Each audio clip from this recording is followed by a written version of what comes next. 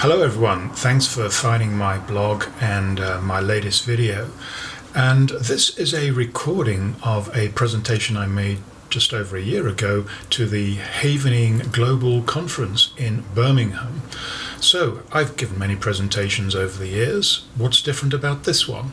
Well, there's one very significant difference, because what every speaker dreads sooner or later happens to them. And it happened to me on this day because I felt very physically unwell, and the last thing I wanted to do was to stand on stage in front of a large audience, including some very important people, and make my presentation. But there was no going back. I suppose I could have cancelled, but I wasn't about to do that because I'd accepted the invitation, and people had travelled, literally some of them from across the world, to hear, well, not just mine, but various presentations, including the one that I was about to make. So it needed a radical and perhaps brave or even foolish decision. So the conclusion that I came to shortly before I got on stage was that I wasn't going to make the presentation. I was going to stand there and I was going to allow somebody else to operate my mouth and my brain and come out with what I hoped would be the right words. This thought didn't come out of nowhere. At that time, I'd been spending a lot of time researching Carl Jung's theory of the collective unconscious and the later views of the philosopher Sid Banks and the Three Principles. So I thought, under the circumstances, what better time to put these to the test? Now, I can never judge my own work. I leave it to others to do that, but I can say I had some pretty favourable comments from this presentation. But anyway, the only view that matters right now is yours. So here it goes, and let me know what you think. I'm sure you all agree. Anyway, you said you were all feeling lucky. I'm hoping it was all of you. Were there possibly one or two people who... There's one, yes, okay, I see where you are. And one of the reasons why you're lucky, by the way, all of the kind of things that I'm going to talk about are really simple. I would love to be able to talk to you about calcium metabolism and all that kind of stuff, but I'm just not going to try. There are 7 secrets. I haven't invented them, but as I got more and more interested in this subject of luck, I researched them and I tried to put them into a way that people could remember and that I could remember. I'm going to try and touch on all of those 7 this afternoon, but it'll be a random order, and so I'm going to start with secret number 6. And I call this chapter... Oh, and by the way, don't worry if you can't remember all the things I say. I've got something like 120 videos on YouTube, and particularly the last ones in the last year, most of them have been about luck, and so, and my website, of course, so it's all there. But of course, as you've heard Mr. McKenna and others say, our unconscious mind never forgets anything. So I guarantee you will remember more than you think you will. And you will particularly remember the things that are going to be the most helpful to you. So secret number 6 is, I call it logic. I'm always looking for a better name. But there are some very logical ways that even the scientists will agree with that you can all be luckier. And there's a very good book written by Richard Wiseman, who's a proper professor of psychology, and I think it's called The Luck Factor, and he studied lucky people, and he finds that lucky people have certain characteristics. So it is not a surprise that these people end up being very successful in whatever they do. And one of the things that these lucky people do is they pursue new opportunities, and they look to mix with like-minded, positive people. And dare I say it, they come to events like this that Lou has organized. So that's why I can say that already all of you are at least a little bit more lucky today and yesterday than you were before, because you've made the effort to get to Solihull in England. Some of you have traveled a very long way. So The other thing that I can do is I can short-circuit some of the terrible mistakes that I've made. It's only when I look back that I realize how lucky that I have been. But just like good health, we take things like that very much for granted. My background is as a conventional medical doctor, if you can call it conventional, working for 7 years in the civil war in Angola, 4 years in Nigeria, 2 years in Kazakhstan, 3 years in Oman. But I've done all that because I love travel and I've loved the opportunities that it's given me. But 8 years ago, I had to change that job. I had a neck injury and I couldn't fit the physical requirements of that, although I'm pleased to say that it is a lot better now, including some of the help that I've had from people like yourselves.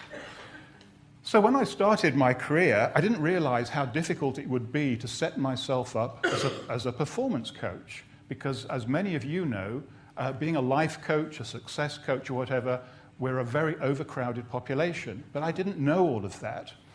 And Paul McKenna's had to go to his some other meetings now, but I can blame him for this, because I made the foolish mistake at an airport. I bought this book, I Can Change Your Life in 7 Days.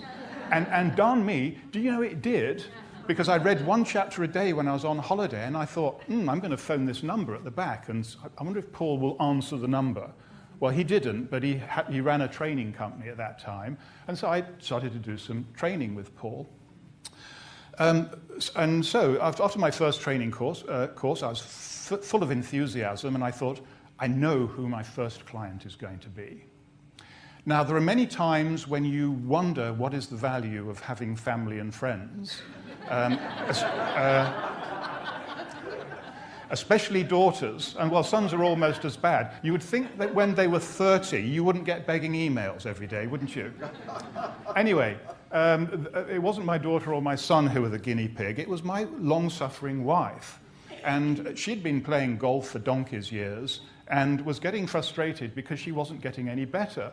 And while I was on this course, I thought, I know, I can't do any harm here, even though I'm totally inexperienced. I think I can help her golf. So I told her to prepare for her golfing lesson. She said, what do I need to bring? I said, just your normal kit, and just bring a pitching wedge. You won't need all of your clubs. So she turns up, well, into the room in our house, actually. She didn't have to travel very far. And she's carrying a pitching wedge. And I say, oh, you won't need that, by the way. We're not going to do any swing changes or anything like that. Because what I want you to do, I want you to close your eyes and relax. Because we're going to talk about golf in a very different way. And I did talk to her for probably about 20 minutes. And I couldn't have had a better success, quite frankly, and I didn't know how lucky I was. Because in the space of 3 months, she scored 3 holes in 1. Now, those of you who are not golfers, many golfers never score a single hole in 1, and she got 3, and 2 in important competitions. And I was swapping emails with a very top golf coach over in the States, and I told him this story, and he said, this is incredible. He said, I want to know, what you've been doing. So I got on a plane and I spent 3 wonderful days with him, and he was actually the coach of Justin Rose, and Justin Rose has since won a major. And so that was my introduction to golf. And I actually, to be quite honest, I didn't feel so lucky, because there's a tradition in golf circles that when somebody scores a hole in 1, they have to buy everybody in the club a drink. Do you think my wife bought everybody a drink? No. So there is my first client. She doesn't pay me, and I have to pay the bar bill 3 times. And another success that I had was I thought, well, it seems to me, I started to get a few more clients by then, there's one thing that people seem to want more of, and that's confidence. And I've never, ever had anybody, always an exception, I've never had anybody apart from this one person who say, can you take a little bit of the confidence away from me? But everybody wants more. So my definition of confidence is it's something that everybody has more than I have. I think we all think like that. We look at others and we think they are so brave, they're so courageous, they're so confident. Well, the truth is they're not. They're just the same as we are, but they found strategies to deal with it. So I made a little audio book and I put it on iTunes. And I didn't think it was particularly good. I think, again, all of us, we never think anything we do is particularly good. But I took the view, well, people will decide. Well, in 2010, that audiobook was the top-selling audiobook on iTunes for most of that year. And I'm talking about some very serious competition. I mean, the Da Vinci Code was out then, or I think it was the sequel to that. Well, you know, I sold more than that one did. And then there was this Stephanie Meyer, vampire stories. She was always on the top, and then I'd look at her, and then one day I was above her. I thought, oh, I've made it. I'm sure her books were really good. My daughter thinks they are. She read all of the Stephanie books, and she didn't listen to my audio book, but anyway. So, and I took this kind of, I didn't appreciate that luck, and I didn't really use it. I mean, because when you're on a luck wave, really you should ride it. Because in the poker world, we know that there are things called tilts, when the luck goes against us. So at least when we are on a wave, we should ride it. So back to the luck, and I suppose I woke up to this in January 2014. I was speaking to a group of people like this, although there were a lot less people. And I never have a script. I always have an idea of what I want to talk about. But I always start out in the same way, because once you can get your mouth moving, generally you're okay. But we all know, I mean, we all have this nightmare of seeing ourselves on stage and the mouth is going, but the words aren't coming out.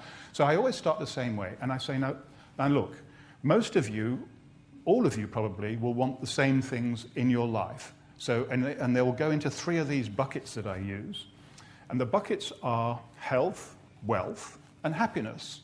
And by wealth, I don't particularly mean money, although some people do want a lot of money, but wealth means richness in your life, rich relationships and stuff like that. So I said, you know, who wants more health? Hands went up. Wealth, hands went up. Happiness, probably everybody put their hand up. And I was going to move on to the next stage when I paused. And I did something that I don't normally do, and I changed my opening because an idea had just popped into me. And we'll talk about that. That's secret number 7, but we'll come to that later. But I thought, who would want to have, if they could choose, who would want to have more luck in their life? And I kept quiet. And I noticed the people sitting forward in their seats, and they were quiet. And you could hear a pin drop, and I got goosebumps. And I knew then that there was something special about this word, luck. And as I will say later on, I researched it a little bit more. But anyway, I immediately knew that that had struck a chord with people. It had resonated. This word had chimed somehow in the deep part of their brain. I don't know whether it was the superior or the inferior, chordate, whatever you call them. I just call it the reptile brain. There was something deep in there that had moved people. So I finished this seminar in the afternoon, and I flew up to Edinburgh, because just before that, January 2014, the month before, I'd started working with a female poker player called Liv Bory. Now, she's an amazing person. She's a master's degree in astrophysics. She was in her University Challenge team, so she's a highly academic person. And she's also a model as well, and also plays a fantastic guitar. And she's an extremely good poker player. Now, I don't know whether she's the best in the world, but I think you would put her amongst the 3 best female players. I mean, they'd all argue about which of them's the best, because they're all competitive by nature. But anyway, she'd been on a tilt. She'd been on a long losing run that year, the year before in 2013, and she'd only won $50,000, which by her standards was not much, when you think she has to pay for the hotels and everything. And so she'd got my details from an Irish person that I'd met on a golf course, and we'd gone for a beer together. And it turned out that he was studying for psychotherapy master's degree and was funding himself by working as a poker player. And by that time, I was working with some really good golf players on the tour. And so I wanted to know all about Rory and what he was doing. And he told me about it. And I knew immediately that golf's a mind game, and so is this thing called poker, which I knew nothing about. Anyway, Liv and Rory met one night when she was on the tour, and she was thinking of going to see a mind coach. And Rory said, well, go and see this guy. You know, he doesn't know much about poker, but he's interesting to talk to. And, you know, he's still working together. In fact, I'm still working together with Rory now. And so Liv made contact, and she kept my card for 3 months. And then she called me towards the end of December, and it's an emergency. She wanted to see me that day or the next day at the very latest. Anyway, that's okay. I'm used to that, especially with poker players. So I turned up to see her. We did some work together. And on that January day, I was flying out to Edinburgh to see her in a competition. I'd never seen her before because she'd been in Australia and other places. And the next 3 days, we spent a lot of time together, and she was doing very well in this tournament. A tournament can last 5 days. They're playing 10 or 12 hours every day. They don't get many breaks. So it's really grueling. Anyway, she got through to the final table, which is the final 9 people out of the hundreds of people who had entered. And so she was into the big money, even if she was knocked out at that stage. So to cut a long story short, she got to the final 2 players. There was only 2 of them left. So one was going to be the winner and one was going to be second. And she came second because her opponent, he got really lucky. And he played an outrageous hand. And really, on statistics, he shouldn't have won, but he did. But anyway, that didn't matter because Liv had done really well. And word of that spread. And Liv was a friend of a player called Chris Moorman, his partner. And Chris Moorman is a highly successful player. He's won more money in online poker than any other player. But he was on a losing run as well. So his partner suggested that Chris and I should talk. Now, those of you who are therapists, be a bit cautious about when you take a referral, not from the person, but from a well-meaning relative or friend. And Chris wasn't convinced. I spoke to him 3 times on the phone, and this was February by then. And he said, well, the first time I can see you is July, because of my travel diary. And I knew that wasn't going to be happening. So I said to him, where are you going to be next week? He said, I'm playing in Vancouver. I said, okay, I'll come and see you then. And I just put the phone down. I had no contract. He wasn't going to pay me anything. We hadn't agreed anything like that. But I just knew in here, in my intuition, secret number 7, or possibly number 5, I knew that this was going to be the right thing to do. So I went to work with him for 3 days, morning and afternoon for 3 whole days, and I was using this technique called havening. I was also using a technique called heart math, and I was also using hypnosis. I think when you mix all of these 3, any one of these things is brilliant, and we've just seen today and yesterday how brilliant havening is. But when you mix it up with a few of these other cocktails, it can create quite a storm. Now, I was a bit cautious about saying this because I didn't want in any way to say anything that puts havening down, because I just don't believe it. So I said to Ron last night, Dr. Rudin, I said, now just tell me, I know you're a very eminent doctor, and obviously you developed the havening technique. He said, I said, if I were to mix it with hypnosis and other stuff, what do you think about that? And he said, well, yeah. And in his talk, if you can remember, he said that this therapy, what he said, it's long on art. And I think those are really good words if I interpreted them correctly, because therapy is an art. When you're learning and when you're getting your certificates and everything, you have to do it by the book, just like medical students do. But once you start to work with real people, you start to get a feeling for what's possibly going to be the most successful. Again, it's this thing called intuition. So when I left Chris after 3 days, I said, I don't know. Oh yeah, I asked him, what do you want? I always start with goals. We had a good talk about goals last night, didn't we? And he said, well, I want to win a live event. He said, I've won so much money on online poker, but everybody's coming up to me now and I'm getting interviewed. They say, you're going to go down in history as the best player never to have won a major tournament. So that's my goal. And I said, well, I'm sorry, Chris, but I have to say right at the outset that I don't think that's a terribly good goal. And his eyes flicked, and I can see him looking, how could he get out of my hotel room? But I've done this before, so I had my chair right in front of the hotel room, the door. And I said, now look, calm down, Chris. Let me just ask you a few questions. When you're at that poker table, and you've got your goal of winning your first live tournament, how much control do you have over that? How much in that place can you control? And he thought about it, and I could see that the cogs were whirring. He said, well, no, you're right. He said, I don't really. He said, we have all this noise, all the other players. We have people coming around with drinks and food. and people getting up and sitting down and people being knocked out and swearing and kicking the table and going out to the exit. So I said, well, what can you control? He said, well, I think, quite honestly, I can't control what cards I'm dealt, but what I can control is my focus. I can keep my focus going for 10 hours a day, for 5 days, and I can just play one hand at a time. And I said, well, this sounds to be far more helpful. Because there's a mantra that I use, and it's not unique. Other people say, many people say the same thing. Focus on process, and the results will take care of themselves. If you're thinking of a goal like winning a tournament, all that does, frankly, is put pressure on you. And if you don't win that tournament, you walk away thinking you've failed.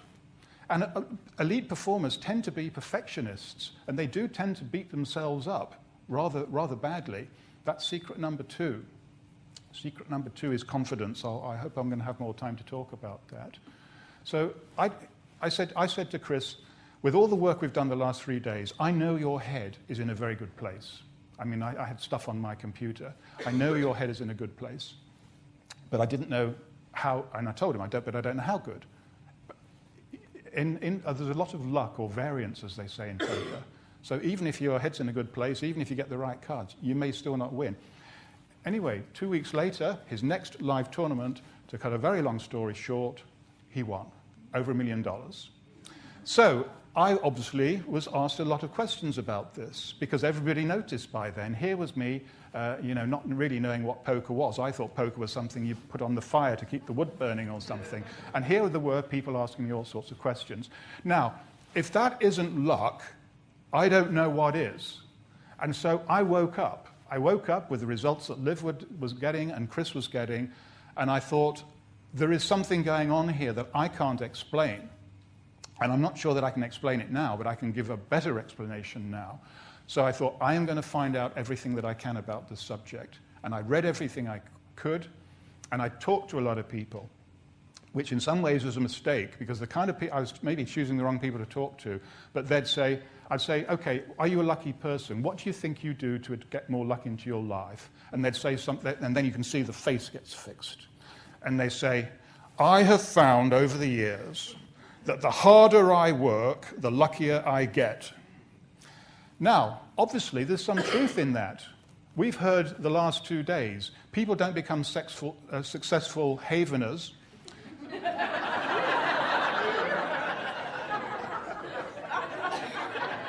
Did I say something?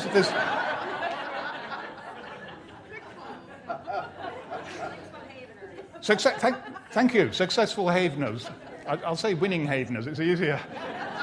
You don't do it without putting the hours in. There's no shortcuts to success. All of the successful people that I know in life, whatever they do, they've put the hours in. But that isn't the whole truth, because there's lots of us who put the hours in, the hours of hard graft, and we don't have so much to show for it. Whereas lucky people, they seem to just glide through, and all we can do is look at them enviously. So what are they doing differently? I wanted to find out. And these are the kind of clients that you're going to get, especially if you work with performers of any kind, because people will never come to you when things are going well. They never will. The World Series of Poker is going on at the moment. I've got 4 clients there in Vegas for the next month. I haven't had an email, a text, a phone call. I call that good news. But I'm on standby because that phone could ring any time. And I'll give you another couple of quick examples of people that have come to me in adversity, and then we're going to do an exercise, sort of a group meditation, which will be very similar to what all my clients go through, and I just hope might magnify some of the luck that is circulating around the room. Anyway, one of these was a darts player. Do you know what darts is, where you throw arrows at a board? This guy, this is another person who's had a terrible life with illness, with family problems and all the rest of it. And his only passion is this game of darts, and he will practice for hours. And when he's practicing, he's probably the best player in the world, just like so many golfers are on the practice ground. To do it in tournaments is another thing. Because when he's in a tournament, I'm left-handed, but he would be right-handed, when he's throwing the dart, he actually can't let the dart go, or his hand will shake, or something like that. This is what we call the yips. And it's because of all of the adrenaline that's going round. He's tense, he's under pressure, he can't relax. And so havening was very good. I taught him self-havening. And I said, I want you to do this twice a day, morning and afternoon, only for 5 minutes. And it was affirmational. We identified what he wanted to feel, and I think it was calm or something like this. So I just get him to do self-havening. I am calm, I am calm, I am calm. And he said, how long do I do it for? And I said, you do it beyond the point at which you're getting tired of it, but you stop just before you want to bang your head against the wall, something like that. Anyway,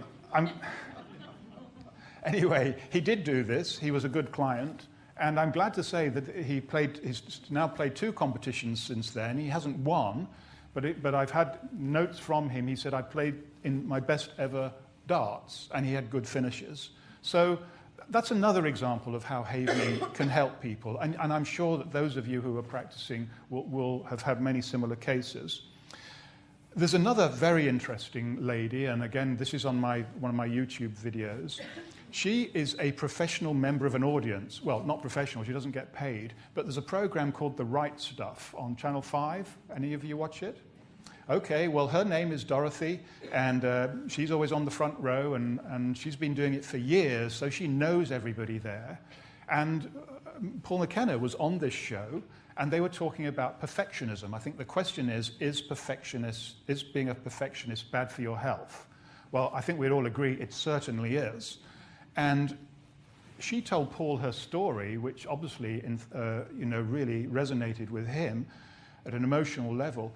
She had had 4 cardiac arrests recently, and she was terrified of dying, not surprisingly. And so one way or the other, I got to see Dorothy, and we worked together, and of course, there was all the post-traumatic stress associated with this, plus the perfectionism. So I think I saw her a couple of times, and we worked on various things. The last I heard from, and I said, well, what is it you really want to do? And she said, I'd love to be on the other side of the TV camera. She said, I know I can never have my own show, but I'd just like to know what it feels like. And I said, well, look, we've got YouTube now. I said, you can look at my videos. I can tell you it doesn't have to be good. But if you wait for it to be really good, you're not going to post anything. I said, what do you like doing? And she said, I like doing anything creative, sewing, stuff like that. And so I said, well, everybody wants to know how to switch on the sewing machine, stuff like that. So she did do some videos. And the next note I had from her, she said, guess what? I was on the ITV morning show, and she had been picked out from one of these videos, and she was modeling for Gok Wan. Is that the right name? I've had to write it down. And, but he's a very famous man. And so she was absolutely thrilled. So that was a success story. How are we doing for time? Okay, perfect, actually. So with your permission, this is what I want us to do. It's a guided meditation, because I'm looking here at these faces, and I see people who are so stressed out. What has gone wrong? No, I've never seen people so relaxed. But luck, you can never have more than enough relaxation, just like you can have never more of a luck. Okay, so feet on the ground, bags on the ground. Don't worry about wallets. Put them in a conspicuous position so that I can see them easily. Trust me, I'm a doctor. Okay, right. Now, close your eyes.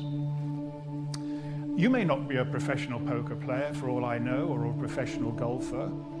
But one thing that I do know is that all of you, at one time, at least one time in your life, will have been in the state of flow. And Paul McKenna mentioned flow earlier this afternoon. Other words for flow, being in the zone. A lot of athletes talk about being in the zone or being in the groove. And it can be, flow can come in the strangest ways. It could be when you're doing sewing, like Dorothy. It could be when you're writing. It could be when you're painting. And whatever you do, it doesn't have to be good, but you just get wrapped up totally in the experience, and you do it without thinking. This is what flow is. So my question to you now is to search those unconscious memory banks that never forget anything, especially the good experiences. And I want you to think of a time when you really were in flow. Think of a time when you were really in flow, and just give me a little nod when you've got something so that I can pace you. Right, now I want you to practice your self-havening as I continue with the guided meditation. Practice your self-havening technique. And think of this one special time when you were in flow. And my questions get more and more complicated. This question is, in only one word, if you could describe how you felt on that special occasion in one word, what would that word be? Don't tell me, just store it away in your head. We'll discuss it later.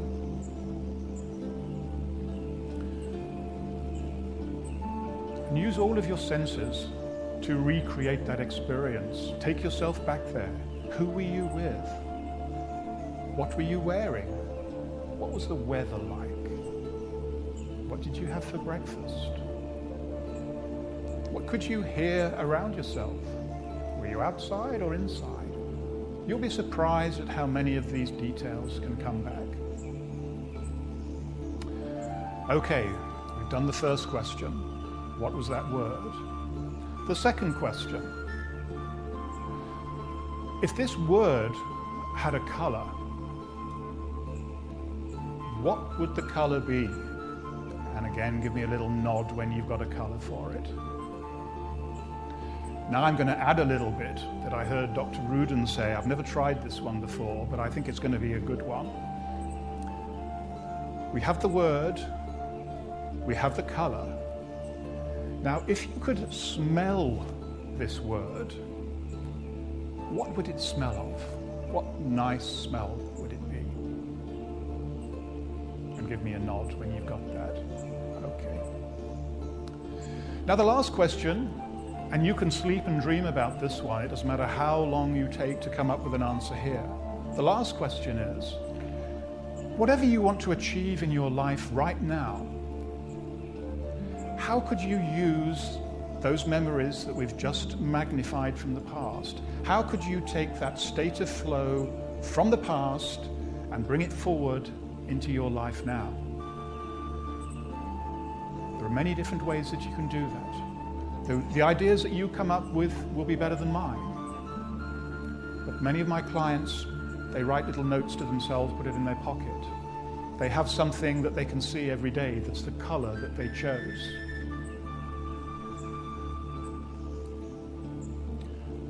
Okay, now very soon, you can stop the self-havening now, but keep your eyes closed. Very soon, I'm going to ask you to open your eyes. But before I do that, I just want you to remind you that there's 2 or 3 really great lectures coming on after me, talks, presentations, demos, who knows. And I don't want you to look like zombies, because the speakers will not be happy with me. When you open your eyes, I want you to be full of more optimism and hope and curiosity and excitement than you've ever known before. And I want to see big smiles, so you can open your eyes right now. Okay, I see lots of good smiles.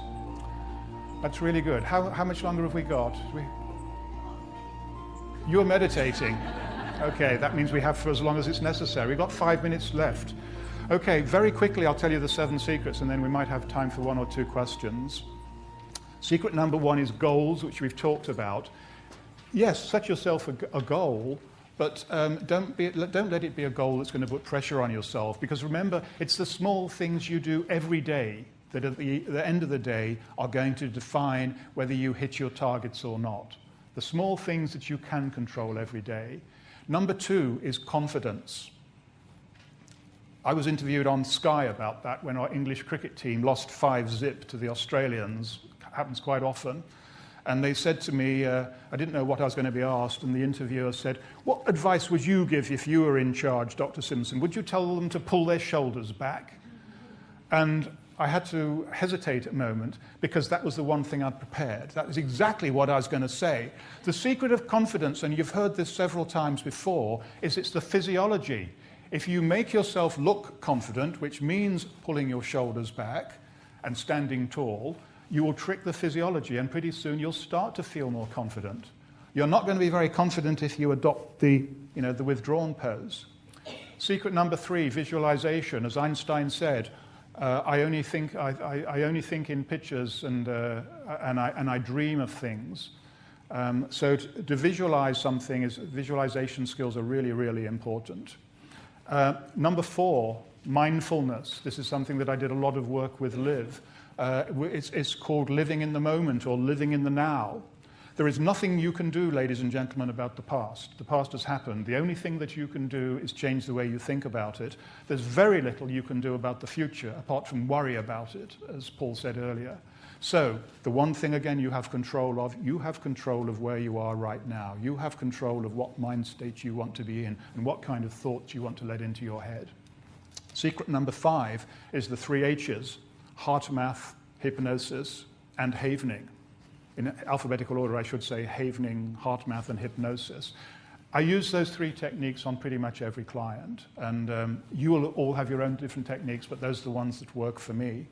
I've talked about secret number 6, which is basically doing all the things you'd expect: getting up earlier than everybody else, working harder, being alert to possibilities, seeing what's in front of your eyes, not like me, who was having all this luck thrown at him, and I didn't see it. I didn't recognize what it meant until later. Because you are surrounded by luck, by lucky opportunities, by opportunities. And secret number 7 is the one that I won't attempt to explain, but secret number 7 is magic. There is something magical that is going on in this world. There's something magical about somebody scoring 3 holes in 1 and all of the other amazing things. And if you think that I'm sounding crazy, then look on YouTube at these quantum physicists who've got Nobel Prizes, and the Schrodinger's cat and all those kind of things. I won't go any further into it than that, other than to say, from the work and research that I've done, I do not believe that we live in a random universe. I think there are things that we can all do, even small things, that will bring us even a little more luck, and a little more luck can go a long way. I have time for a question or two. Yes, madam. What's heart math? What is... the lady asked me... What is heart math? Heart math is something for you to look up on the web. It's basically a way of coherent breathing. It's almost like meditation, because if the brain and the heart are working together, that again is another way to get into the zone. A lot of athletes, school teachers, stuff like that, well worth looking at. Any more questions?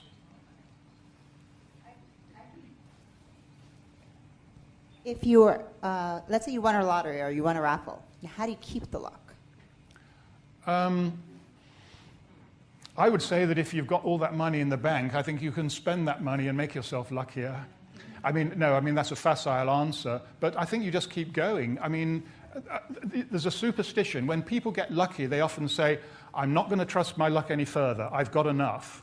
Well, you have to believe that we live in an abundant universe. And so keep doing stuff. I would never recommend anybody bet their life savings or anything like that. That would be crazy. But just to do the little things, joining a new meetup group, coming to another havening meeting, these are the things to keep lucky.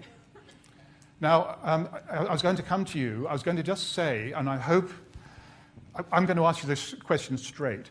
Do you think you've heard at least one thing in the last 45 minutes that just might possibly bring a little more luck into your life?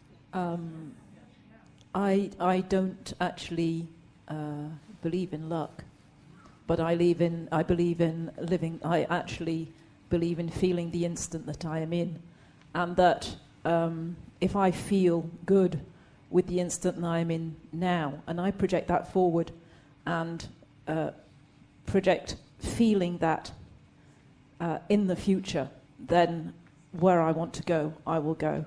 Okay. And my question, sorry. Yes, and your question is, sorry. What would be your own personal mantra? What is your own personal mantra? That's a good one.